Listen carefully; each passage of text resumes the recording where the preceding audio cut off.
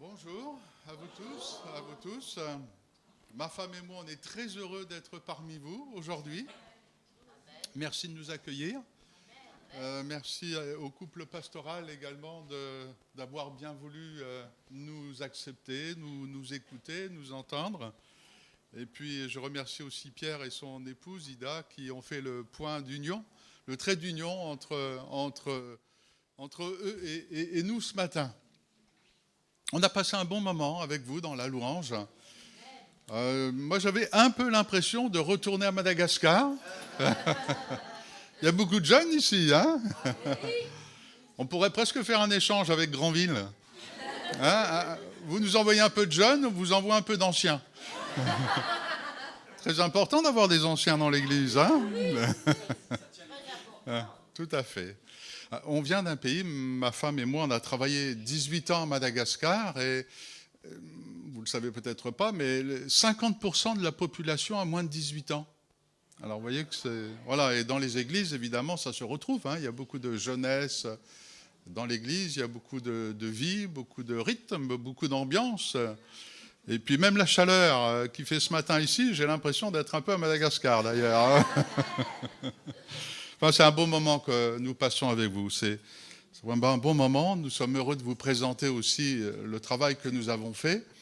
Est-ce qu'il y a des parrains et des marraines parmi vous? Parce que, très bien, Pierre, oui, nous savons. Sœur également. Il y en a plusieurs, hein, ça c'est formidable. Hein. Très bien, merci beaucoup. Nous sommes passés en 2021, je crois, déjà. Vous vous souvenez peut-être de nous. Hein. Donc nous revoilà parmi vous. C'est un grand plaisir de présenter cette œuvre. Alors, quand je dis nous avons travaillé, d'une certaine manière, on y travaille encore, puisque nous sommes les représentants au niveau de la Normandie de l'œuvre de Madagascar. Hein. Et puis Pierre et Ida le sont au niveau de la Bretagne. Mais on n'est pas si loin que ça, en fin de compte. Hein. Je pensais que la Bretagne, c'était loin, mais non, c'est tout près de la Normandie. Non. Voilà, oui, il n'y a pas besoin du bateau en plus, c'est très bien. Donc, voilà, merci de nous recevoir, de nous écouter. Vous allez entendre tout à l'heure mon épouse vous présenter bien, les diaporamas, les photos, notamment du 30e anniversaire. Ça fait déjà 30 ans que nous travaillons là-bas. Et puis, donc voilà, nous vous proposerons aussi, si vous le désirez, de vous ajouter à la liste des parrains et des marraines. Parce que si ça fonctionne bien, eh bien, il y a encore des besoins là-bas, des besoins importants, parce qu'il y a beaucoup, beaucoup de pauvreté. Il y a des Malgaches qui sont parmi nous ce matin. Est-ce que vous pourriez lever la main, s'il vous plaît, que je vous repère? Voilà, ça aussi, c'est quelque chose qui nous réjouit. Fali, Tena Fali, Isaï, Sachi, Misi, Malagas, Ati. Hein, voilà. Voilà. Bon, je ne vais pas m'étendre de trop parce qu'après, j'aurai besoin d'un pandicatène, hein, d'un traducteur. Voilà. Je vous propose, avant qu'on regarde ensemble les films, les photos, de lire un texte dans l'Évangile de Matthieu, chapitre 18, à partir du verset 15.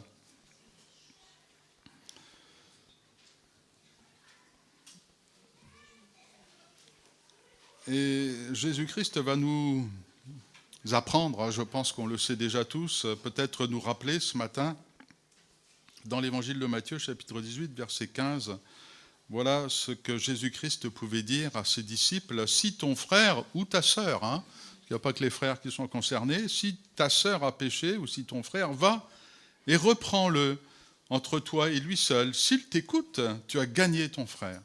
Mais s'il ne t'écoute pas, prends avec toi une ou deux personnes afin que toute l'affaire se règle sur la déclaration de deux ou de trois témoins. S'il refuse de les écouter, dis-le à l'Église. Et s'il refuse aussi d'écouter l'Église, qu'il soit pour toi comme un païen et un publicain. Je vous le dis en vérité, tout ce que vous lirez sur la terre sera lié dans le ciel, et tout ce que vous délierez sur la terre sera délié dans le ciel. Je vous dis encore que si deux d'entre vous s'accordent sur la terre pour demander une chose quelconque, elle leur sera accordée par mon Père qui est dans les cieux. Car là où deux ou trois sont assemblés en mon nom, je suis au milieu d'eux. Et c'est là qu'on va s'arrêter un petit peu à partir du verset 21. Alors Pierre s'approcha de lui et dit, Seigneur, combien de fois pardonnerai-je à mon frère lorsqu'il péchera contre moi? Sera-ce jusqu'à 7 fois? 7 fois, c'est déjà pas mal. Jésus lui dit, je ne te dis pas jusqu'à 7 fois, mais jusqu'à 70 fois 7 fois, ce qui fait... Vous êtes comme moi, vous avez déjà calculé, 490 fois. Hein. C'est pourquoi le royaume des cieux est semblable à un roi qui voulut faire rendre compte ses serviteurs. Quand il se mit à compter, on lui en amenait un qui devait 10 000 talents. Comme il n'avait pas de quoi payer, son maître ordonna qu'il soit vendu, lui, sa femme, ses enfants et tout ce qu'il avait, et que la dette soit acquittée. Le serviteur, se jetant à terre, se prosterna devant lui et dit « Seigneur, aie patience envers moi et je te paierai tout. » Ému de compassion, le maître de ce serviteur le laissa aller et lui remit la dette. Après qu'il fut sorti, ce serviteur rencontra un de ses compagnons qui lui devait 100 deniers. Il le saisit et l'étranglait en disant « Paie ce que tu me dois ». Son compagnon, se jetant à terre, le suppliait, disant « Aie patience envers moi et je te paierai ». Mais l'autre ne voulut pas, et il alla le jeter en prison jusqu'à ce qu'il ait payé ce qu'il devait. Ses compagnons, ayant vu ce qui était arrivé, furent profondément attristés, et ils allèrent raconter à leur maître tout ce qui s'était passé. Alors le maître fit appeler ce serviteur et lui dit « Méchant serviteur, je t'avais remis en entier ta dette parce que tu m'en avais supplié. Ne devais-tu pas aussi avoir pitié de ton compagnon comme j'ai eu pitié de toi ?» Et son maître, irrité, le livra au bourreau jusqu'à ce qu'il ait payé tout ce qu'il devait. C'est ainsi que mon Père céleste vous traitera si chacun de vous ne pardonne à son frère de tout son cœur. Amen. Amen. On connaît cette parabole, et on l'intitule souvent la parabole du serviteur impitoyable.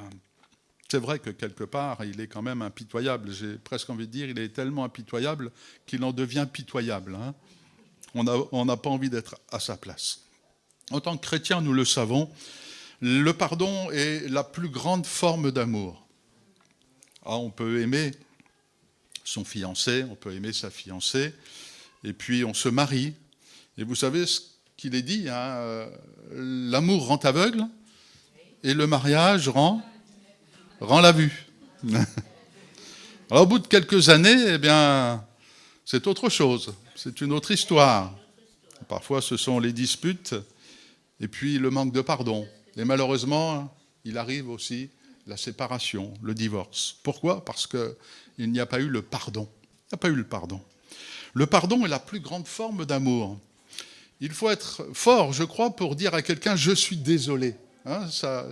On a du mal à sortir cette phrase-là, quand on a fait une bêtise. « Je suis désolé.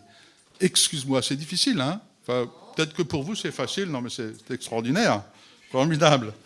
Mais pour pardonner, c'est peut-être encore plus difficile. Quand une personne vient vous voir en disant « excuse-moi, pardonne-moi », et là vous vous dites « est-ce que je pardonne ou je dis autre chose ?» Pardonner. On ne pardonne qu'aux gens qu'on aime, en fin de compte. On ne pardonne qu'aux gens qu'on aime. Et ça, c'est le message central de l'Évangile. L'Évangile, vous le savez, ça veut dire « bonne nouvelle ». Dans l'Évangile de Jean, chapitre 3, verset 16, on connaît par cœur pratiquement ce texte, « Car Dieu a tant aimé le monde qu'il a donné son Fils unique, afin que quiconque croit en lui ne périsse pas, mais qu'il ait la vie éternelle. » Et dans l'Évangile de Jean, chapitre 13, verset 34, Jésus dit « Je vous donne un commandement nouveau. » Ah, qu'est-ce que c'est ce commandement nouveau ? C'est simple, Aimez-vous les uns les autres comme je vous ai aimé. Aimez-vous les uns les autres. Et puis ça, c'est extraordinaire. À ceux-ci, tous connaîtront que vous êtes mes disciples, si vous avez de l'amour les uns pour les autres. C'est bien de témoigner. C'est bien de mettre des flyers dans les boîtes aux lettres, bien qu'aujourd'hui, ça soit un peu démodé. Il y a d'autres moyens.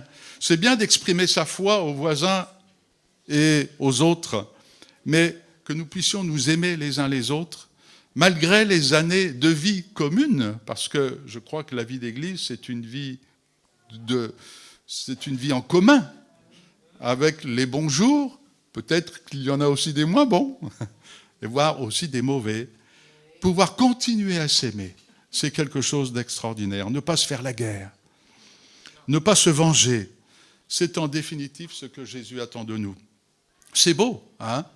C'est beau, mais c'est pas facile. C'est pas simple. Est-ce que je vais y arriver? Jusqu'où je vais pouvoir aller? Jusqu'où je vais pouvoir pardonner? C'était la question de Pierre. Pierre, il était d'accord. Il était d'accord pour faire ce que le Seigneur Jésus lui demande. Mais en fin de compte, quand même, il se dit, mais il y a des limites. Il y a des limites. Moi, je veux bien pardonner à mon frère. Je veux bien lui parler avec patience. Je veux bien effacer. Je veux bien recommencer à zéro. Mais combien de fois? Une fois, deux fois, trois fois, quatre fois, cinq fois, six fois, sept fois? J'imagine que Pierre, quand il a dit 7, il a dû se dire, waouh, 7 fois, c'est quand même bien. C'est bien, ça va impressionner le Seigneur Jésus, hein? 7 fois. Eh bien, le Seigneur Jésus, vous l'avez entendu dire, hein, non pas 7 fois, mais 7 fois, 70 fois, 7 fois. J'aurais bien voulu être là pour voir la tête de Pierre. Hein, parce qu'il a dû se dire, oh là là, alors là, c'est une autre histoire, ça va pas le faire, hein, comme on dit aujourd'hui, ça va pas le faire. Je vais pas réussir. Alors Jésus, eh bien, il parle. Vous l'avez remarqué comme moi, c'est pas un cours de théologie, c'est une parabole. Est-ce que vous savez combien Jésus a donné de paraboles? Alors j'ai fait le compte il n'y a pas longtemps, j'ai été étonné. À votre avis, Jésus a combien cité de paraboles? Allez, dites un chiffre en vitesse. 7. Oui, c'est une idée intéressante.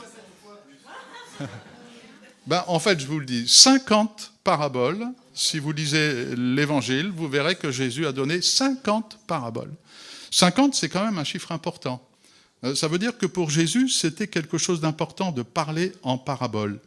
Les paraboles, c'est quelque chose, moi j'ai envie de dire, de facile à comprendre. C'est un petit peu comme un film. Vous savez, lire un livre, c'est pas toujours facile. Regarder un film, c'est relaxant à la limite, hein, on réfléchit moins. Et on comprend peut-être mieux aussi. C'est un peu comme une bande dessinée. Il y a même la Bible en bande dessinée.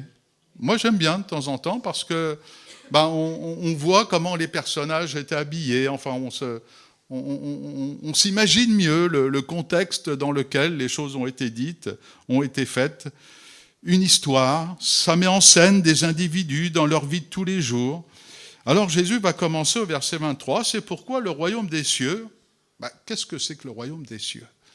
S'il fallait vous expliquer en 1 heure ou 2, on aurait peut-être des difficultés, mais Jésus en quelques mots va dire, voilà, le royaume des cieux, il est semblable à un roi, c'est ce que c'est qu'un roi, comment il vit, qui voulut faire rendre compte à ses serviteurs.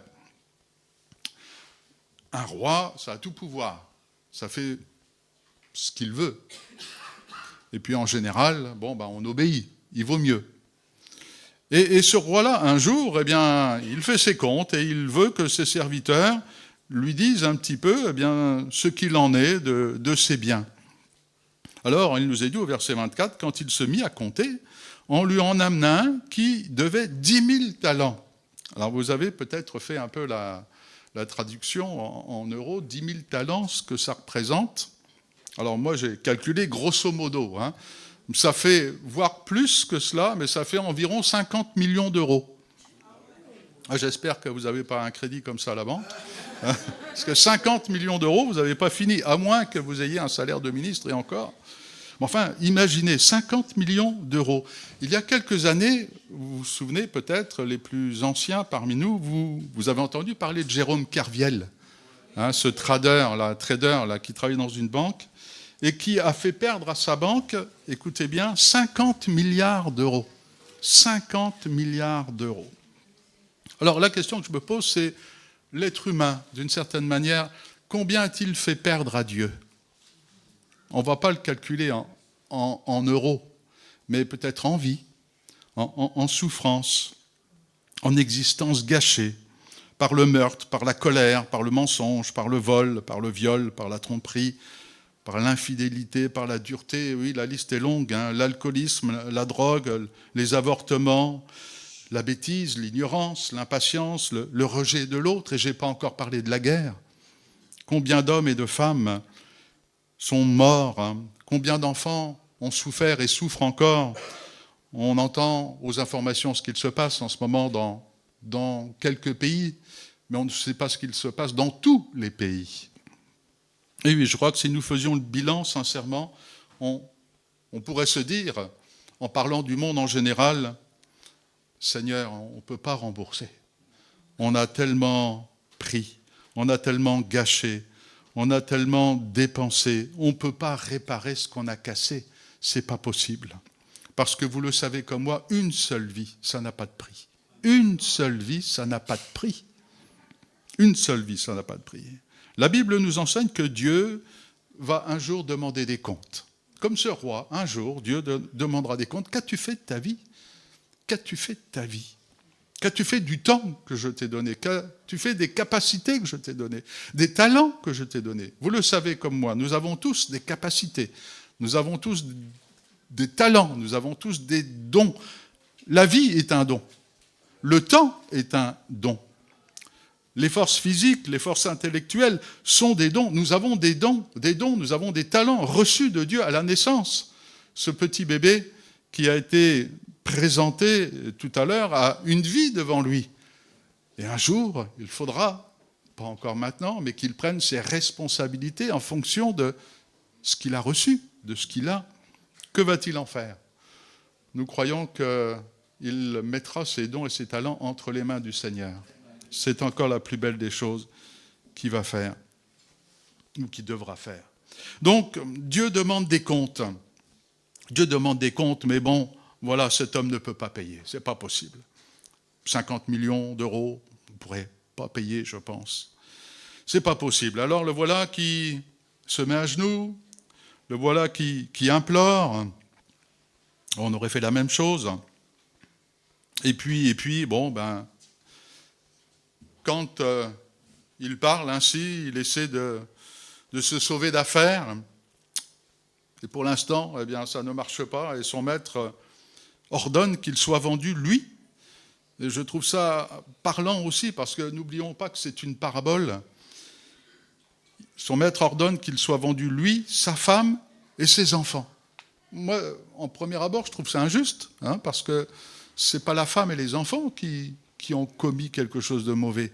Mais quand on y réfléchit, et c'est ce que Jésus-Christ veut dire, quand quelqu'un fait du mal dans une famille, est-ce que vous ne pensez pas que le conjoint paye aussi ? Est-ce que quand l'homme, par exemple, commet quelque chose de mauvais, agit mal, se comporte mal, vous ne pensez pas que la femme souffre aussi et que les enfants payent aussi ? Et inversement, évidemment, quand une femme se comporte mal envers son mari, les enfants en souffrent aussi, ils le subissent, ils le voient, ils le sentent, ils l'entendent. Quand un couple se dispute, les enfants pleurent. Eh oui. Et c'est ce que Jésus-Christ veut nous dire aussi, veut nous faire comprendre. C'est que lorsque moi je pêche, lorsque je commets le mal, ce n'est pas seulement moi qui va payer les pots cassés, c'est ceux qui m'entourent. Et je crois que nous devons bien le comprendre. Nous devons le réaliser. Et ça, c'est important. Le comportement de l'un se répercute sur l'autre. Notre monde devrait être un paradis. Lorsqu'on se souvient comment ça a commencé d'une manière extraordinaire. Et aujourd'hui, eh bien, il est un enfer pour beaucoup. Alors cet homme cherche une solution, je te paierai. Je te paierai. Facile à dire, Facile à dire. On peut dire ce matin, si nous sommes dans cette situation, Seigneur, t'inquiète pas, je ne fais pas ta volonté, mais je vais compenser d'une autre manière. Il y en a qui font, par exemple, le vœu de pauvreté, ou qui consacrent leur vie, ou qui s'engagent dans des actions humanitaires. Ils remplissent leur temps, ils essaient de faire des bonnes œuvres, parce qu'à côté, eh bien, ils en font des mauvaises. Je me comporte mal chez moi, alors je me comporte bien ailleurs. Je me comporte mal chez moi, alors je me comporte bien à l'église. Ah, ça peut arriver aussi. Eh oui, je fais la tête à la maison, alors je souris à l'église. Ah oui, on pense que ça règle les choses, mais non, ça ne règle pas. Ou alors je prie, ou alors je chante, ou alors je loue, oui, mais tout cela ne remplace pas l'amour.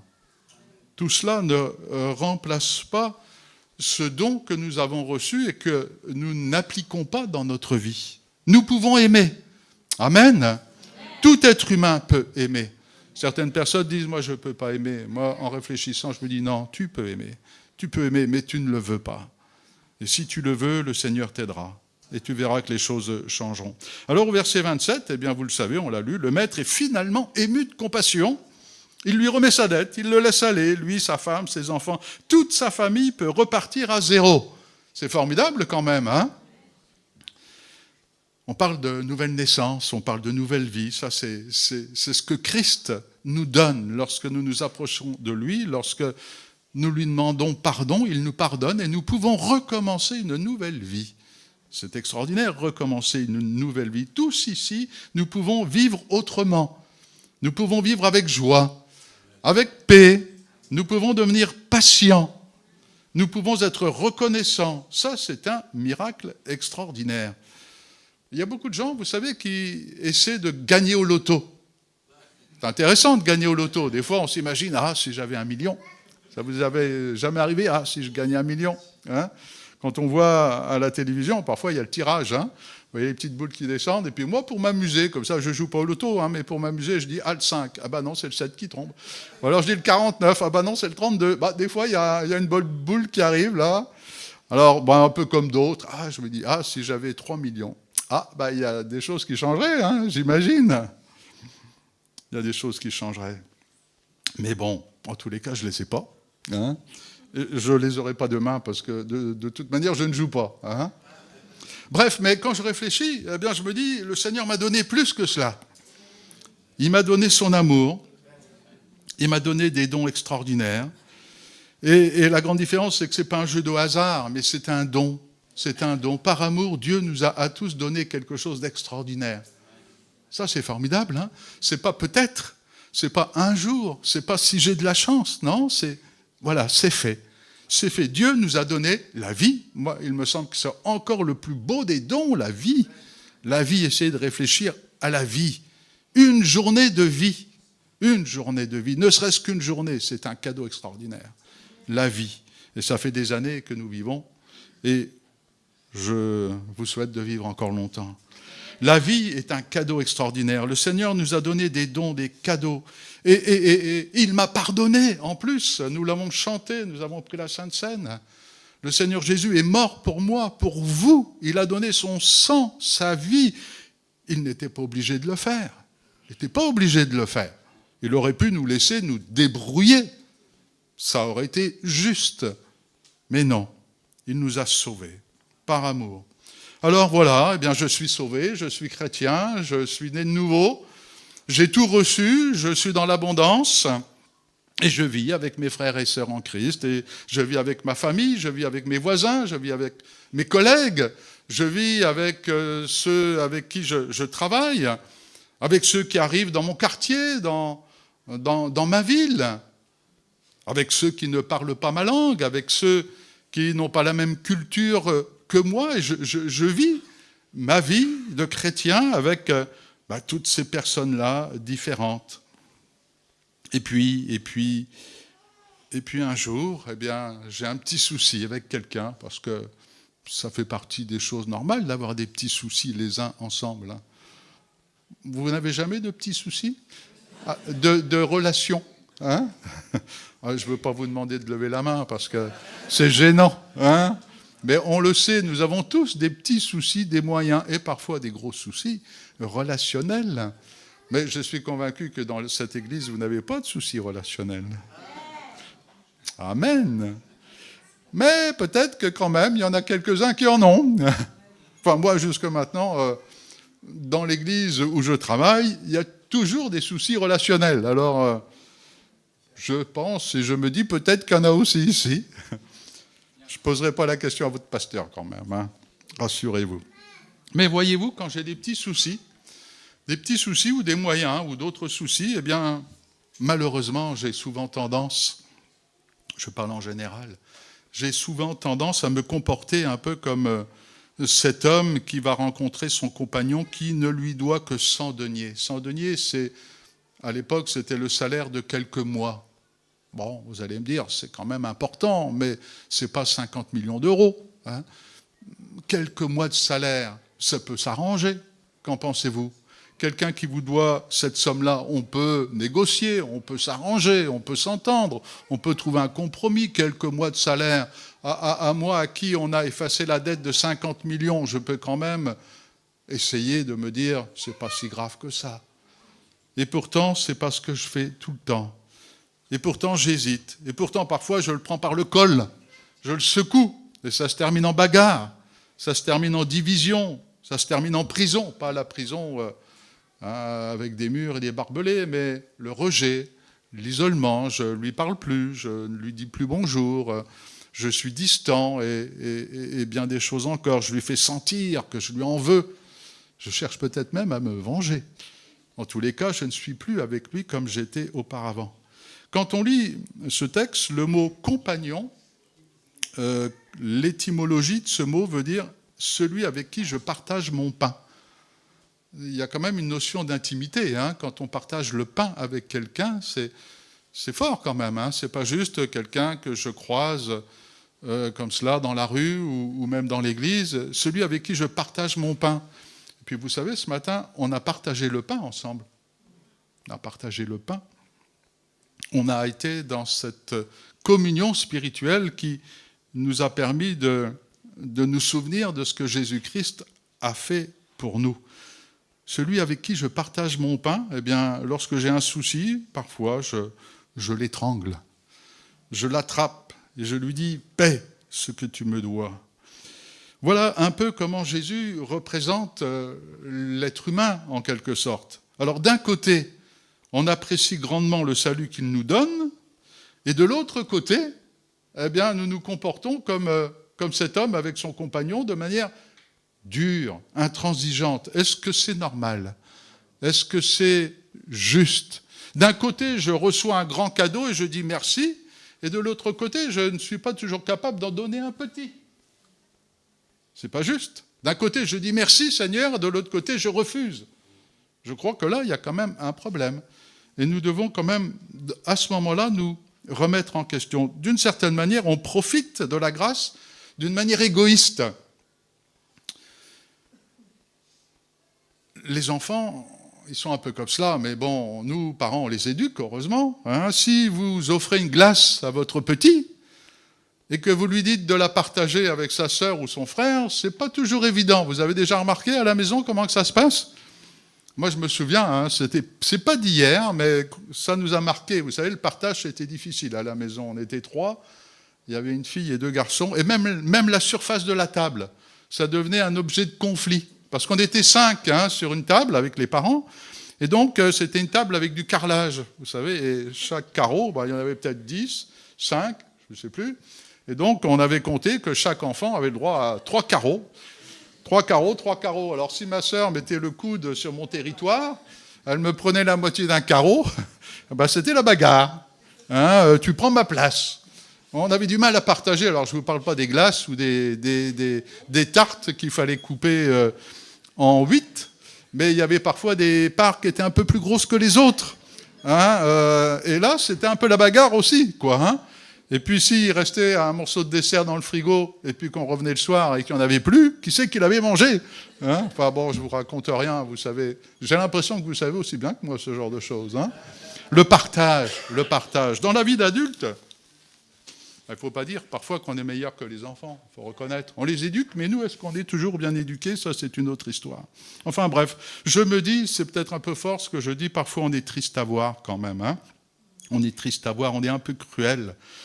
Frères et sœurs, que le Seigneur nous aide. Que le Seigneur nous aide à partager la grâce que nous avons reçue, à partager le pardon que nous avons reçu. Ce n'est que justice d'être juste, parce que Jésus a été juste avec nous. Alors, au verset 31, je lis quelque chose quand même qui me réjouit. Ses compagnons de ce serviteur qui est dur, ayant vu ce qui était arrivé, furent profondément attristés. Et ils allèrent raconter à leur maître tout ce qui s'était passé. Moi, je trouve ça beau parce qu'il y a un compagnon qui est dur, mais il y en a plusieurs autres qui sont remplis de compassion. Et ça, moi, j'ai envie de dire, ça me fait penser à l'Église. C'est vrai qu'en notre sein, parfois, il y en a qui sont durs, ou nous sommes durs, mais heureusement pas tous. Amen. Heureusement, pas tous. Et je crois qu'il y en a plus de bons que de méchants. En tous les cas, notre cœur, même s'il y a encore des racines de méchanceté, d'amertume, d'égoïsme, eh bien, dans notre cœur, il y a plus d'espace pour l'amour. Et nous devons, frères et sœurs, le manifester. Nous devons exprimer ce qui est en nous. Nous devons manifester ce qu'on appelle, par exemple, de la solidarité, de l'amitié, de l'entraide. Et ses compagnons sont en peine. Ils voient ce qu'il se passe et ils se disent, mais on ne va pas rester la bouche fermée. On va aller voir notre maître et on va lui dire ce qui se passe. Ça me fait penser aussi à la prière. Ils ont été voir le maître et on peut dire qu'ils l'ont prié d'agir. Frères et sœurs, nous prions pour ceux qui souffrent dans l'Église. Amen, ça j'en suis certain. Vous priez les uns pour les autres. Et nous, à Granville aussi, nous prions les uns pour les autres. Nous prions aussi pour ceux qui souffrent à l'extérieur de l'Église. Et je suis convaincu que vous priez aussi pour ceux qui sont au loin, peut-être restés dans votre pays d'origine, ou des personnes que vous connaissez. Vous priez peut-être pour les Ukrainiens, vous priez peut-être pour les Russes, vous priez peut-être pour les Israéliens, vous priez peut-être pour les Palestiniens, vous priez peut-être pour le monde entier, parce que vous avez dans votre cœur de l'amour pour ces personnes qui vous font souffrir avec eux d'une certaine manière. Alors, le maître, eh bien, il entend cela. Le maître, il entend. Et c'est ce que Jésus est en train de nous dire, en quelque sorte. Le maître, il est attentif à nos prières. Lorsque nous avons à cœur des hommes et des femmes qui sont au loin et qui sont traités injustement, eh bien, le Seigneur Jésus entend nos prières. Continuons à agir et à prier pour ceux qui sont au loin. Parce que l'Église, c'est pas seulement un endroit, c'est un corps. C'est un corps, l'Église, hein. Vous le savez comme moi, quand vous avez mal à la tête, par exemple, eh bien le corps tout entier est malade. Hein. On n'a pas envie d'aller travailler parce qu'on a mal à la tête. Alors on reste à la maison, on reste dans le lit. Bref, on reste chez soi. Et tout le corps est comme immobile. Je voudrais terminer, je ne voudrais pas être trop long, mais au verset 32, le maître, donc, il fait appeler ce serviteur et lui dit, écoute, je t'avais remis en entier ta dette parce que tu m'en avais supplié. Ne devais-tu pas avoir aussi pitié de ton compagnon comme j'ai eu pitié de toi ? Et son maître, irrité, le livra au bourreau jusqu'à ce qu'il ait payé tout ce qu'il devait. Là, le maître, eh bien, on voit qu'il reste le maître quand même. Hein. À un moment donné, le maître dit, ça suffit, c'est terminé. Il y a un délai qui ne sera pas dépassé. Ce jour-là, je ne le connais pas, et vous non plus. On aimerait bien connaître, hein ? On aimerait bien connaître, par exemple, le jour de notre mort. Non ? Bon, moi non plus, d'ailleurs, hein, parce que j'ai réfléchi à cela. Je me dis, si je le connaissais, bah, ça serait plus le décompte à l'envers que... Enfin, vous comprenez ce que je veux dire, hein ? Ça serait même dangereux, parce que certains se dirent, ah, je vais mourir en 2036, jusqu'en 2035, je vais faire n'importe quoi. Hein, je vais me comporter mal et puis un an avant, je vais m'assagir, je vais me repentir. Et comme ça, les derniers mois, je vais être une bonne personne. Ça pourrait être un peu une manière de fonctionner. Hein. Heureusement que nous ne connaissons pas le jour de notre départ vers la patrie céleste. C'est mieux dit comme ça. Hein. Notre départ vers la patrie céleste. Formidable. Un jour, nous partirons, frères et sœurs, dans le ciel avec le Seigneur Jésus. Ça, c'est formidable. Mais en attendant, je m'adresse aux anciens, aux jeunes qui sont ici. Apprenons ou réapprenons ou progressons dans le fait de pouvoir nous pardonner mutuellement. Ce n'est pas seulement les autres qui me font du mal. Moi, j'ai remarqué en tant que pasteur que souvent, quand on vient me parler, c'est pour me dire « il y a quelqu'un qui m'a fait du mal ». Mais je ne me souviens pas, ou c'est plus rare, quelqu'un qui est venu me voir en me disant « je suis désolé, j'ai fait du mal à quelqu'un ». Vous dites ça, je suis désolé, j'ai fait du mal à quelqu'un. Non, on ne dit pas ça. Hein. Et quand il y a un problème, c'est toujours la faute de l'autre. Enfin, à moins que ça soit différent chez vous, mais moi, c'est ça. Mon problème, c'est que je crois toujours que le problème, c'est l'autre. Mais mon problème, c'est moi. Et je dois aussi apprendre à réaliser que le problème, ce n'est pas seulement de pouvoir pardonner, c'est de pouvoir aussi être pardonné. Et Pierre, c'est quand même parlant cette question, combien de fois devrais-je pardonner ? Il aurait pu dire aussi combien de fois devrais-je être pardonné ? C'est un peu différent. Combien de fois mon frère devra me pardonner ? Non, c'est lui, moi j'ai raison, alors combien de fois devrais-je pardonner? Quand on pense qu'à pardonner, c'est parce qu'on a raison. Mais quand on a tort, on dit « j'aimerais bien que tu me pardonnes ». Parfois on a tort. Alors si ton frère a péché, eh bien oui, tu lui pardonnes, tu parles avec lui. Pardonner, ça ne veut pas dire accepter tout sans rien faire. Non, pas du tout, pas du tout. Ça veut dire qu'on cherche à régler les choses, que ça se passe bien, qu'il y ait éventuellement une réconciliation, etc. Je termine par ce verset dans l'évangile de Luc, chapitre 3, verset 10. Un jour, la foule interrogeait Jésus. C'est intéressant les questions. Parfois, c'est même plus intéressant que les réponses. Parce que quand quelqu'un questionne, on comprend son fonctionnement. On sait pourquoi il pose telle question. Alors la foule l'interrogeait disant « Que devons-nous faire ?» Peut-être qu'il y a quelqu'un ici ce matin qui dit « Mais qu'est-ce que je peux faire pour le Seigneur? Qu'est-ce que je peux faire ?» Eh bien, voilà ce qu'a dit Jésus. C'est simple. Hein. Il leur répondit que celui qui a 2 tuniques partage avec celui qui n'en a pas, et que celui qui a de quoi manger agisse de même. Amen. Alors, ça paraît fort, hein, et puis je pense qu'on a tous plus que 2 vêtements dans nos armoires. Donc, on peut bien en donner quelques-uns. Jésus n'est pas en train de nous dire qu'il faut s'appauvrir pour enrichir l'autre, mais de vivre avec un état d'esprit de partage. Voilà, c'est cela. Ça peut être du temps, ça peut être un moment où je parle avec quelqu'un pour le consoler, ça peut être une visite que je fais à quelqu'un qui est seul. Je ne sais pas, ici il y a beaucoup de jeunes, mais moi à Granville, il y a beaucoup de personnes âgées qui sont seules et qui, à cause de l'âge, ne peuvent plus venir à l'église parce qu'elles sont handicapées. Alors on a quand même quelques jeunes, et je l'ai déjà dit une fois ou deux, j'ai dit aux jeunes, ça serait bien que vous alliez de temps en temps aller voir une personne âgée, pour lui parler, pour lui donner un coup de main au niveau informatique, ou lui faire les courses, ou lui faire un peu la conversation, enfin voilà, parler et puis lui faire penser à autre chose que ses maladies, que ses souffrances. Mais j'avoue que j'ai bien du mal à le faire comprendre aux jeunes. J'ai bien du mal. Cette notion de partage, elle n'est pas évidente à mettre en place dans notre vie. Et pourtant, elle est, je crois, un des fondements de l'Évangile. Partager notre foi, oui, mais partager notre amour, notre temps, partager. Voilà, je donne à quelqu'un ce que j'ai et ce que lui n'a pas, en fin de compte. Mettez ce que vous voudrez. Et donc, ça fait un peu le point, le trait d'union avec ce qu'on va vous partager, mon épouse et Pierre. Cette œuvre à Madagascar, c'est du partage, en fin de compte. C'est du partage. Madagascar est un beau pays. Nous y avons vécu 18 ans. C'est un beau pays. Donc, voilà, cette œuvre missionnaire, Madagascar, c'est une œuvre où on apprend à partager. Pas à s'appauvrir, mais à partager, à comprendre la vie de ceux qui sont là-bas. Il y a beaucoup d'enfants qui ne mangent pas leur faim, qui ne sont pas soignés. Beaucoup d'adultes qui travaillent toute la journée, qui travaillent fort, qui travaillent parfois plus que nous en France.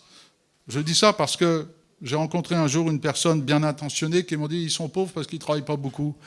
Ben, allez là-bas et prenez le hangad. Il y a beaucoup de personnes à Madagascar qui vivent dans la brousse et qui, avec leurs pioches et leurs pelles, gagnent leur pain ou leur riz à la sueur du front. Alors un jour, j'ai essayé de prendre cet outil et pendant 1 heure, quand il fait 30 degrés, et quand la terre elle est dure comme du bois, ben, vous savez, au bout d'1 heure, j'ai arrêté. J'ai compris que ce n'était pas facile. Et quand vous travaillez comme ça toute la journée, parfois les pieds dans l'eau froide, glacée, parce qu'il y a aussi un hiver, eh bien, tout ça pour gagner juste la nourriture qui va permettre à vos enfants de manger, et parfois même pas, eh bien, vous vous dites qu'en tant que chrétien, vous pouvez faire quelque chose pour eux. Alors, vous pouvez, nous pouvons. Je sais que vous êtes déjà engagés, j'ai vu sur la table de publication tout un tas de revues, missions. Faites ce que vous voulez, faites ce que vous pouvez, mais n'oubliez pas le peuple malgache. Il y en a parmi vous qui vous raconteraient mieux que moi certainement la vie qui est là-bas. J'y ai quand même vécu 18 ans, mais je suis certain que si vous voulez bien, vous pouvez faire quelque chose. seul, à plusieurs, en groupe. Il y a un beau groupe de jeunesse parmi vous. Je sais que dans une église, il y a un groupe de jeunesse, je crois que c'est à Strasbourg, qui avait décidé de soutenir un enfant là-bas. Alors, merci de nous écouter, de prendre du temps pour cela. Et puis, si vous le voulez bien, si le Seigneur le met sur votre cœur, merci aussi d'agir. Voilà, que Dieu vous bénisse. Je vais laisser maintenant mon épouse.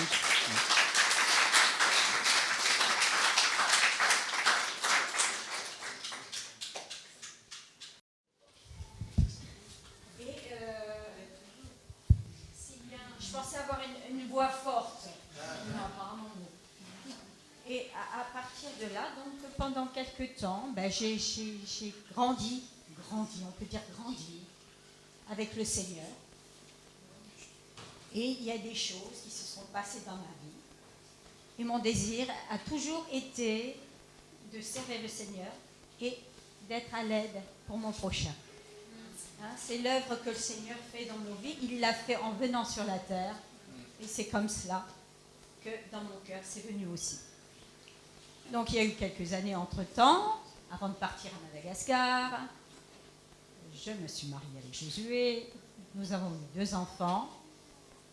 Et un jour, je travaillais comme secrétaire de François Forchelet, le pasteur à Paris, qui est actuellement à Paris. Et bon, il est parti. Et nous avons aussi ouvert des petites associations pour aider la mission. On faisait ce qu'on pouvait. Voilà. On fait ce qu'on peut. Et toujours est-il, à un moment donné, en 2004, il nous a demandé si on voulait bien aller sur Madagascar. Je vous avoue que, bon, pour moi, je travaillais où j'étais, c'était bien comme ça, mais le Seigneur, il a d'autres plans que nous. Et je suis partie à l'autre bout de la terre avec mon mari et les 2 enfants. Et voilà, l'expérience a commencé. Bon, avec le temps, c'est pas facile, parce que, bon, c'est vrai, ici on est en France. Bon, je vois qu'il y a des personnes qui viennent d'autres pays, qui vivent ici. C'était notre tour. Allez, hop, Madagascar, on est devenus des vasas, des étrangers, ça veut dire, des étrangers. Mais avec le temps, les choses ont été transformées. Donc, nous allons là visionner les 30 ans, ça fait 30 ans maintenant, que l'œuvre existe de Madagascar. Pardon ? On peut y aller. Et là, vous allez entendre l'historique. Vous allez voir au fur et à mesure, on va parler. Et puis, si vous avez des questions, on est là aussi. Ça ne vous dérange pas si je passais ? Oui. Je verrai mieux. Alors, on va entendre le président d'honneur maintenant, François Forchelet, qui a commencé l'œuvre en 1992. J'ai été invité par, à l'époque, un membre du gouvernement malgache qui se présentait aux élections présidentielles et qui m'a demandé de l'accompagner. Et c'est là que j'ai découvert l'île avec tous ses besoins et toutes ses misères et toute sa pauvreté. Et surtout, ce qui m'a beaucoup touché, ce sont les enfants, quoi.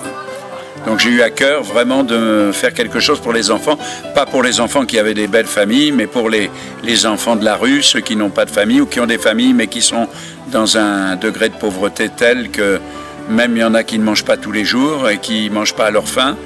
Le docteur Véronique qui est avec nous me disait qu'il y a dans les écoles publiques des enfants qui ne boivent que de l'eau chaude pour la journée, ils n'ont rien à manger. Donc le centre m'est venu et puis aussi j'ai eu une vision que nous pourrions prendre 500 enfants dans une école. Oui, ça c'est... Alors ici c'est le docteur Véronique.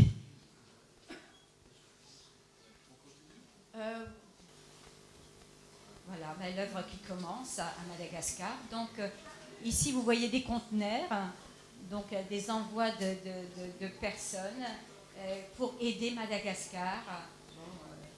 Vêtements, outils et autres. Voilà les débuts de la construction.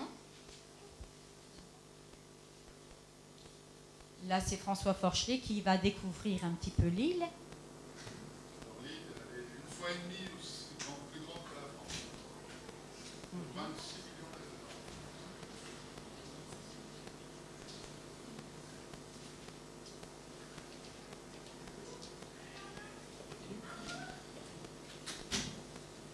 Alors ici, j'aimerais qu'on s'arrête un petit peu. C'est la première personne qui était missionnaire sur Madagascar. Elle était en retraite. Ah bon? Vous voulez que je me lève? D'accord, c'est d'accord. Donc cette personne, je gêne personne. Ça va, je mets pour lui. Alors, elle s'appelle Françoise Santier. Si vous voulez regarder, il y a aussi un écran là, en face de vous, ici. Où ça? Là. Ah, d'accord. Vous avez l'écran. D'accord, ok.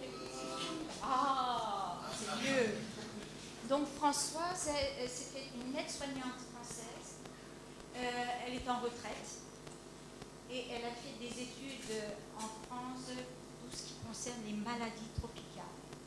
Et elle a eu à cœur donc d'aller sur Madagascar. C'est elle qui a commencé pendant 6 ans. Elle a travaillé. On continue. Donc elle s'occupait des enfants, des familles. Elle a eu beaucoup de patience. Les enfants qui sont brûlés là-bas, ils font leur nourriture, ils se chauffent sur des fatapères. C'est des réchauds à charbon. Et souvent, l'eau, elle se retrouve sur les enfants. Il y a même une personne âgée qui s'est retrouvée assise sur ce genre et Françoise a soigné. Donc voilà, elle a commencé à travailler dans les rues, mais aussi au niveau de la mairie. Nous avions une salle qui nous a été laissée. Et là, elle a commencé à travailler.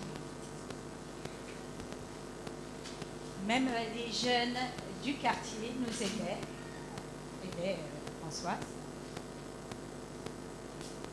On lui a envoyé une voiture pour se déplacer. Et là, j'aimerais qu'on s'arrête un petit peu. Elle était toute seule au départ et après, donc il y a une docteur Véronique et une autre femme qui était aide-soignante, qui était bénévole au départ, qui sont venues aider Françoise. Donc là, dans cette maison, dans cette maison de quartier, elle recevait des personnes malades et gratuitement. Et tout ce qui est médicaments venait de France. On continue.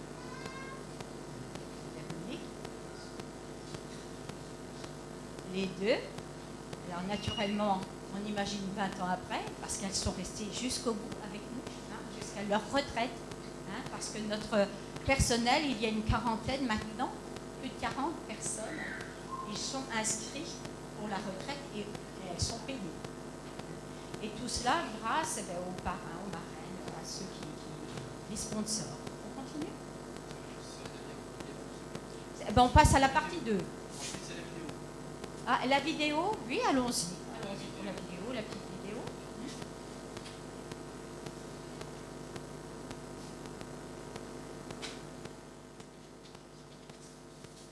Ah, c'est la vidéo. T'es très touchée de pouvoir aider ton Et peuple. du coup, on va la passer. Tu vois qu'il souffre. Oui, je vois beaucoup qu'ils souffrent, surtout la masse et surtout les enfants. Et c'est pour ça que tu as choisi ce métier? Oui, c'est pour ça que j'ai choisi ce métier.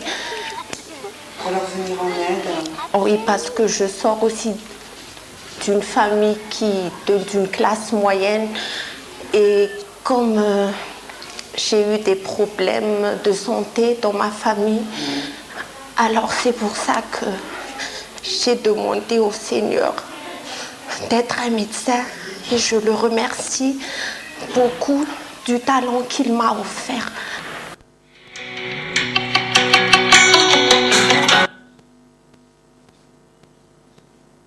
On continue? Oui, le 2. Donc on va continuer. On va arriver donc de 92. On va arriver à 98. D'accord. Donc la première personne, c'est Françoise. Entre-temps, elle s'est mariée avec un pasteur malgache. Et elle a été travailler un petit peu plus loin. Et arrivé le frère de François Forchelet, Jean-Noël, qui vivait en Allemagne. Alors lui, ça a été plus le constructeur. Parce que la mairie du quartier nous a laissé tout un terrain sur 4 niveaux. Et de là a commencé les constructions, tout ce qui est école, dispensaire. Il faut bien se dire qu'actuellement, je dis par rapport à aujourd'hui, nous avons 600 enfants. 600. Hein. C'est pas un internat. Hein, d'accord. Ils viennent manger, s'instruire, on les soigne et ils repartent aussi dans leur maison. On peut continuer, vous avez réussi. Ah oui, il faut que je regarde. Ça arrive bientôt.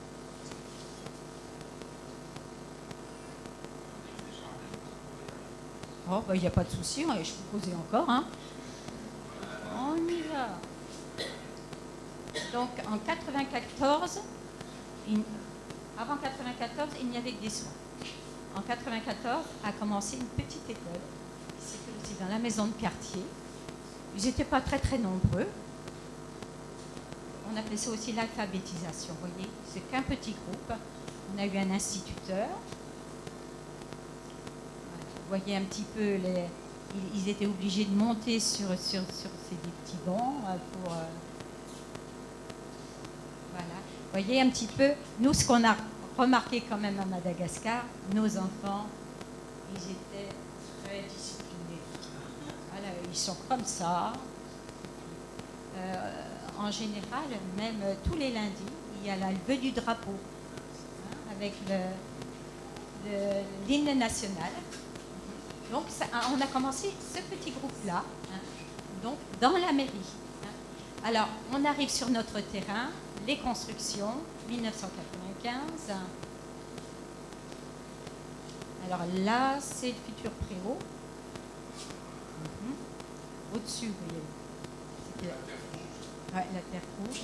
On travaille souvent à la main parce que personne n'a l'habitude de travailler à la main. Oh oui, c'était notre personnel. Ça permettait aussi d'employer des gens, ça leur donnait du travail, de prendre des machines, et juste de faire de l'argent.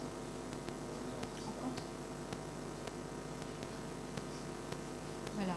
Donc Françoise, elle finit la maison de quartier.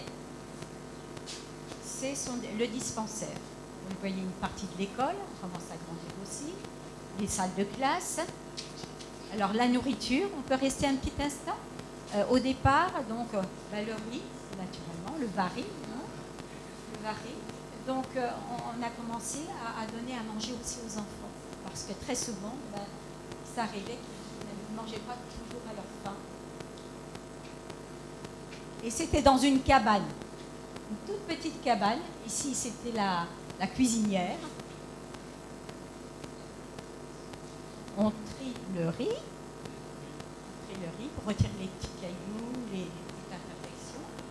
On revoit Françoise. Alors Françoise avait une patience aussi et un amour pour le peuple malgache, c'est vrai. Vous voyez, elle donne à boire elle-même aux enfants. Elle a adopté avec son mari un enfant également. Hein. Donc la voilà. On continue. Son mari, qui est un pasteur, oui. Bon, tous les deux, actuellement, ils sont décédés. Françoise est décédée l'année dernière, hein, à l'âge de 83 ans. Et son mari est mort il y a déjà quelques années. C'est un blanc. Arrivé de Jean-Noël Forcher, donc le frère de François, le pasteur fondateur. Alors lui, ça va être beaucoup plus la construction. Sa femme, Odette, elle s'occupait des enfants.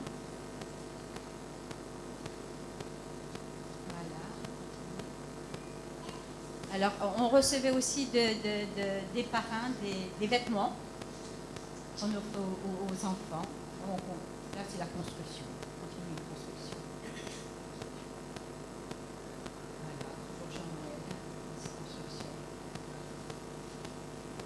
Alors, vous voyez la petite cabane, là? C'est donc la cantine. C'était la cantine. Voilà.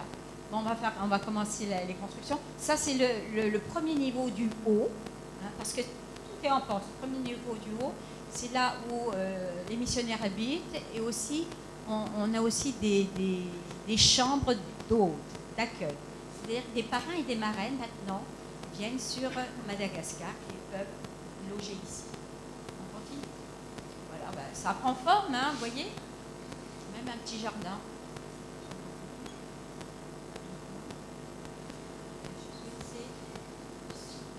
La cantine. Alors, là, c'est Basile. Basile, c'est notre menuisier et concierge. Alors, tout ce qui est bois, c'est un homme qui a des doigts en or. Tout ce qui est construction, c'est lui qui s'en occupe. Regardez les classes, les bancs. C'est lui qui le faisait. Alors là, c'est le nouveau dispensaire. Alors, il y a docteur, il y a dentiste maintenant, il y a médecin, aide-soignante, et on a aussi un cabinet d'ophtalmologie, parce qu'on s'est rencontré, on a eu le problème de personnes qui avaient des problèmes d'yeux et qui ne pouvaient pas acheter. Alors ici, voilà, c'est la construction de la nouvelle cantine. Hein. Donc ça va être un grand bâtiment. Voilà. La cantine, la nouvelle cantine, donc de l'espace. Aujourd'hui, on fait 2 services. Ils font à peu près 600 repas par jour. Hein. 600 repas par jour. Donc les repas, ben, c'est fait aussi de riz, de baril en général. On a composé le baril avec de la viande comme si c'était une bolognaise, hein, et c'est avec du baril. Le baril, c'est le riz, hein, d'accord? Oui, une tonne de riz par mois. Oui. Donc maintenant, on a aussi ajouté, il faut que ça soit à peu près équilibré, donc de la viande, du poisson.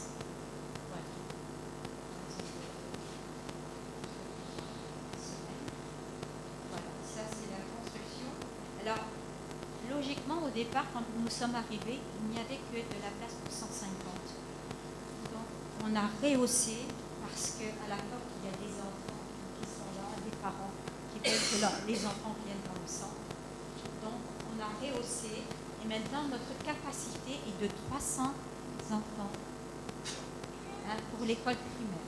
Hein, d'accord. Parce que tous les autres enfants vont dans des collèges, lycées, parce que nos enfants vont assez loin, en fin de compte, maintenant, grâce aux parrains et marraines, eh ben, ils peuvent aller très loin dans leurs études. Vous verrez tout à l'heure une jeune fille qui a eu son master en communication. Il y a des infirmiers, il y a des sages-femmes. Voilà. De plus en plus, on essaie que les enfants aient quelque chose dans les mains. Hein? Ne reste pas là, on les suit jusqu'au bout. Continue. Bon, ben, ça c'est la partie école. Donc le premier étage qui a été construit là, hein, le premier étage. Donc c'est là, on a doublé l'effectif. Est-ce que vous voyez le petit bureau là que vous voyez? J'y ai vécu pendant 18 ans. C'était mon coin, mon petit coin. Enfin, je voyais les enfants tous les jours, alors c'était bien. Là, bah, c'est Jean-Noël, avec un beau petit chapeau, de là-bas. On continue. Alors, c'est un homme aussi qui avait des mains en or, hein, il touchait à tout. L'électricité, enfin, au niveau de la construction, hein, il était fort. On continue? Voilà, on continue. Voilà, on continue. Alors, vous voyez, hein, les travaux se faisaient avec les enfants autour. Au niveau sécurité, c'était peut-être pas ça, mais bon, on n'a jamais eu de soucis. Donc, Odette s'occupait plus des enfants, elle, de la partie école, mais c'est surtout au niveau des parrains qui envoyaient des vêtements. Et la petite fille que vous voyez à côté d'eux, ils ont aussi adopté un enfant. La jeune fille, elle vit en France actuellement. Elle a eu sa licence en droit. D'accord. Vous voyez, on essaye au maximum que les enfants montent dans leur éducation, pour qu'ils puissent puissent subvenir à leurs besoins. Et il faut se dire qu'à Madagascar, les enfants aident aussi beaucoup leur famille. Beaucoup leur famille. Une fois qu'ils ont un métier dans les mains, ils aident leur famille. On accélère. Ok. Ah ben nous là, Josué et moi, nous arrivons en 2004. On continue. Bah là, c'est le côté sympa, hein, petit restaurant. Alors, nous sommes arrivés avec nos 2 enfants. Hein, d'accord. Donc, Étienne, qui a maintenant 37 ans, et Victoria, qui en a 28 aujourd'hui. Mon coin bureau, on continue. Je m'occupais de tout ce qui était administration, comptabilité également. On avait des relations avec les institutions sur place. Hein. On continue. Voilà. Alors, ce sont le lever du drapeau aussi, hein, avec l'hymne national. On continue. On donne aux enfants le matin un petit déj. C'est la bouillie de maïs. Hein. Et tous les matins, donc, ils avaient cela pour bien commencer la journée. On continue. L'équipe cuisine. Ils étaient, à un moment donné, ils étaient 7. Hein. Vers la fin, ils étaient 7. Hein. On continue. Bon, bah, je vous laisse regarder. Ça se mange. Les photos de classe. Les photos de classe, on a mis en place des photos de classe pour que les parents puissent avoir aussi une photo de leur enfant de leur classe. Et voilà, les cadeaux qui arrivent. Ah, le brossage des dents. Bon, on faisait très attention aussi à l'hygiène. Bon, la technique n'est pas encore la meilleure, mais enfin, ils se lavaient les dents. Bon, là, c'est les jours de fête. Les jours de fête. Oui, les autorités étaient là. Alors, on pousse nos enfants aussi à bien travailler. Alors, ils avaient des tableaux d'honneur, encouragement. Maintenant, on avait des jeunes enfants et des enfants qui sont en fait. Donc, on a des enfants qui sont en collège. Oh, on peut retourner un petit peu avant quand même. Voilà. Il faut se dire qu'ils avaient leurs réunions aussi, avec des personnes qui s'en occupaient. Hein, on les suivait, on les aidait dans leurs études. On continue. Josué allait sur le terrain, voir un petit peu comment les gens vivaient. Hein, il faut se dire que, regardez une maison là, donc c'était pas facile, le toit ouvert. Hein. On avait droit aux inondations, aussi l'eau. Quand on était là-bas, on a eu droit aux maladies. Bon, à part le Covid, on a eu la lèpre, oui, mais sur les enfants, on a eu une grave maladie. La peste. La peste. On a dû fermer plusieurs fois l'école. Donc on a vécu un petit peu dans cette ambiance. On a été baignés dedans. Mais bon, on peut dire qu'on a eu la grâce du Seigneur. Oui, c'est vrai. Il y a un moment donné, il y a eu un clash aussi au niveau du gouvernement. Et puis on nous a demandé si on voulait rentrer en France. On a dit non, on reste. Eux, ils restent bien. On reste aussi. Donc on restait avec eux. Voilà, l'aide humanitaire du pays, quand il y avait des inondations.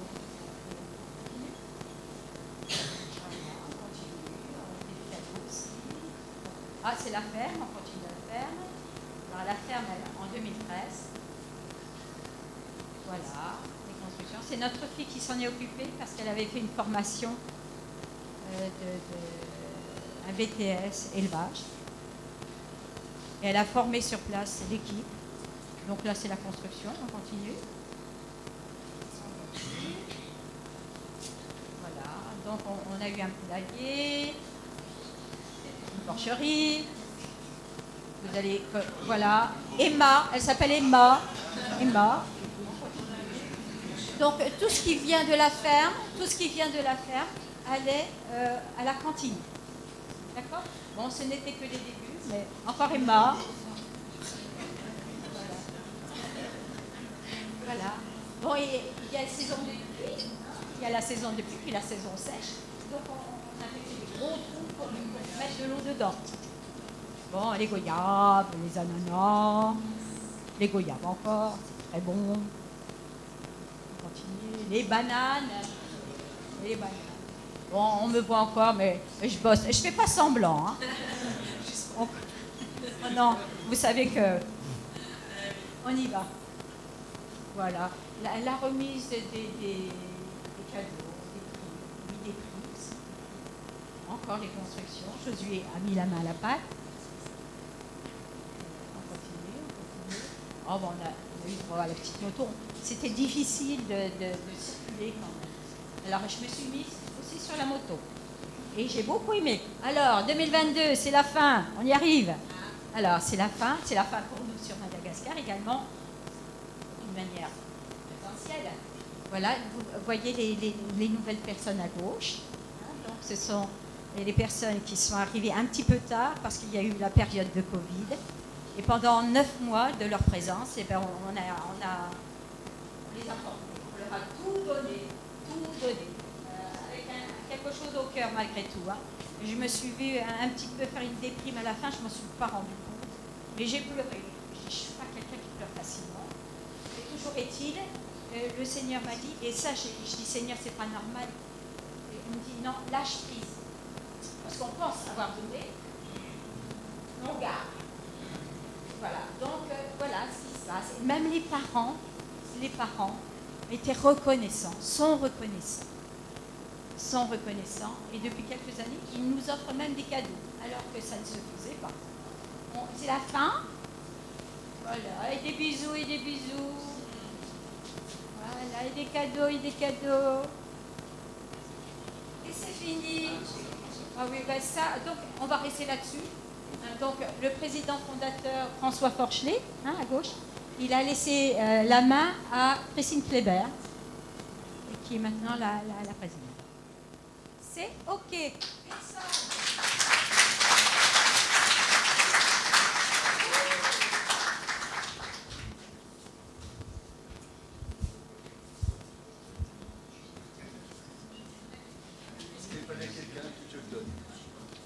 Voilà, merci à Josué et à Marie-Pascale.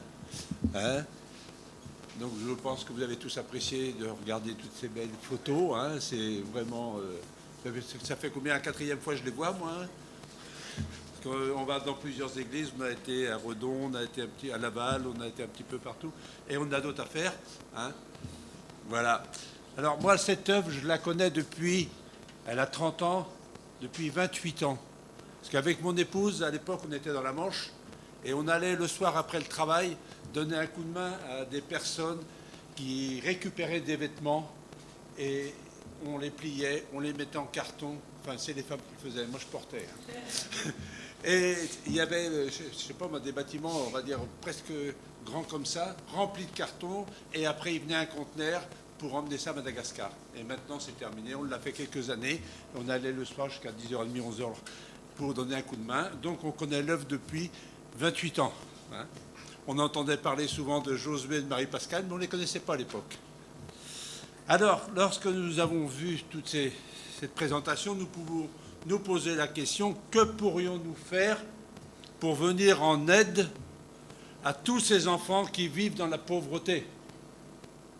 Alors je vais vous donner 3 exemples qui sont possibles à tous. Tout d'abord, nous ont parlé de parrain, marraine, donc le parrainage. Il y a le parrainage. Hein, devenir parrain ou marraine d'un enfant, c'est apporter une aide concrète, durable à un filleul. Le parrainage vous permet d'être en relation avec l'enfant que vous parrainez pour l'encourager dans sa scolarité et lui manifester votre affection. Nous pouvons lui écrire, comme on le fait déjà, les parrains marraines ici. Hein. On écrit à notre filleul nous répond. Et vraiment, c'est touchant quand on revoit. Hein. Moi, la dernière lettre, il m'a dit, parrain, j'ai une note de temps qui était bosse, mais je te promets, elle va être meilleure la prochaine fois. C'est touchant, hein. Tu connais aussi, hein. Tu touches. Nous pouvons aussi rendre visite, comme nous l'a dit notre frère, il y a où dormir, hein, ils ont des chambres là-bas, et cela se permet, lorsqu'on a un enfant, de vous faire connaître à lui. On peut partager beaucoup de choses ensemble. Les parrainages, ils aident les parents, comme nous l'ont dit notre frère et sœur, Les parents des enfants qui n'ont pas le moyen de pourvoir aux besoins de l'enfant, car la misère est au quotidien dans ce pays. Moi, je ne suis jamais allé, je ne pense pas que j'irai maintenant. Les encadrants du centre interviennent auprès des familles qui vivent dans des conditions particulièrement difficiles. Josué et Marie-Pascale, qui ont passé 18 années là-bas, pourraient nous témoigner de ce qu'ils ont vu et vécu. Quand je me rappelle, dans une église, Josué disait, on arrivait dans une maison, la personne avait la lèpre, et il fallait la toucher pour prier. Pas facile à faire, hein. Pas facile à faire des choses comme ça, hein.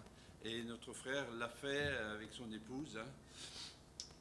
Beaucoup de familles sont pauvres, il y a des liens familiaux distendus, des contextes familiaux violents, il y a l'alcool, comme nous le disait tout de suite, le manque d'affection y est présent, ainsi que la prostitution et toutes ces choses que nous connaissons.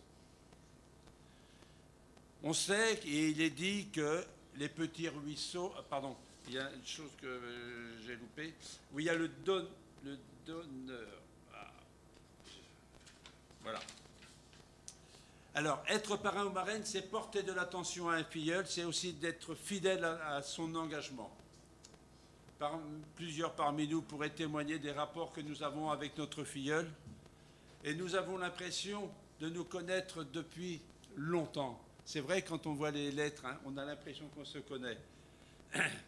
Mais lorsqu'on fait des réponses à notre courrier, dans la lettre, nous restons sur l'affection par rapport à l'enfant. Et ça, ils le ressentent. Ils ressentent qu'on leur donne de l'affection au travers de notre courrier. Un parrain ou marraine peut s'arrêter de son engagement quand il le désire. Hein? Le mieux, bien sûr, c'est d'aller jusqu'au bout de la scolarité de l'enfant. Pour être parrain ou marraine, il y a un feuillet à remplir qui est sur la table, là, des petits documents. Il y a un feuillet à remplir qui est à votre disposition. Il suffit de le remplir et de joindre un RIB. Et voilà, vous êtes parrain ou marraine. Le parrainage se fait par prélèvement de 20 € par mois. Et cela permet à votre filleul de bénéficier d'une scolarisation et de la mise en place d'un projet, de faire des achats pour les fournitures scolaires, d'une scolarisation et la mise en place, pardon, je l'ai dit ça, de faire des achats pour les fournitures scolaires aussi, de recevoir des repas, 5 repas à la semaine, de recevoir des soins médicaux, d'avoir de bons vêtements et bien plus encore. Le deuxième point, c'est en devenant donateur ou donatrice de EMA. Lorsqu'on parle de donateur, il est question de don. Et dans le cadre de EMA, le don sert pour agir aux côtés de l'association, pour aider, pour contribuer, pour sauver, pour protéger et aussi éduquer les enfants. Alors, la question que vous pourriez vous poser, mais combien il faut donner? Un donateur donne ce qu'il veut, ce qu'il peut, car tout don ponctuel, même minime, sera le bienvenu. Il y a le dicton qui dit « les petits ruisseaux font les grandes rivières ». Et cela, c'est vrai. Et lorsque nous avons vu ces vidéos, nous voyons qu'il y a eu sûrement beaucoup de petites rivières pour arriver où, comme on a vu là tout de suite. Être donateur à EMA, c'est participer au programme mené dans le cadre de cette association. Alors le troisième point, c'est de devenir partenaire. Alors qu'est-ce que c'est que devenir partenaire? En dehors du parrainage et du don, il existe un autre moyen de soutenir EMA. Alors c'est être partenaire, c'est-à-dire en donnant de son temps. Comment? En faisant des expositions, des foires, des marchés, des vides-greniers, des galeries marchandes ou autres, mais être présent sur un stand, et cela permet de faire connaître Madagascar et ce qui se passe là-bas. Leur montrer aux gens comment vivent les enfants de Madagascar. Il faut savoir qu'il y a des personnes qui sont non chrétiens, qui ont des filleuls là-bas. Hein. Donc vous trouvez quelquefois des gens, hein, moi je fais les galeries marchandes avec Pascal, on va faire le marché de Fougères bientôt, et ben on voit des gens, moi j'ai un monsieur, il m'a rappelé, Et il me dit, je vous ai vu hier à Intermarché, et il me dit, comment faut faire pour donner un don? Il me dit, je ne veux pas être parrain, mais je voudrais donner des dons de temps en temps. Ah ben, je dis, attendez, j'arrive, donnez-moi votre adresse, je vais vous donner ce qu'il faut. Et donc, vous voyez, c'est super. Et c'est pas un chrétien. Hein. Alors, bien sûr, on voit des gens et d'autres. Moi, j'ai vu l'adjoint au maire de Fougères, hein, qui s'occupe du social. On a discuté, il me dit mais qu'est-ce que c'est que vous faites et tout ça. Quand on lui a expliqué, il a trouvé ça formidable. Et il m'a même donné son nom et donné le nom de la coordinatrice parce que je lui ai dit qu'on représentait aussi l'église de Fougères, hein, évangélique. Et il a dit, mais j'ai dit, on a souvent des gens qui sont dans le besoin aussi sur Fougères. Il m'a donné son nom, ses coordonnées et tout. Il dit, vous m'appelez et s'il y a besoin, on est là. Hein. Il suffit de venir me solliciter. Voilà, alors... Je laisse tout cela sur votre cœur. Je vous remercie d'avance. Si vous désirez être parrain Morel ou en savoir un peu plus, n'hésitez pas à venir vers nous. Il y a Josué, Marie-Pascale, il y a moi, et on est là pour vous expliquer et vous encourager aussi à avoir un petit bonhomme comme ça qui vous appelle. Bonjour parrain sur la lettre. Voilà. Que le Seigneur vous bénisse et merci. Au revoir. Amen.